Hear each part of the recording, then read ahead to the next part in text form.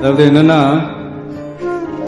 நான் நல்லா இருக்கணும்னு நீங்க நினைக்கிறீங்க, நீங்க நல்லா இருக்கணும்னு நான் நினைக்கிறேன்.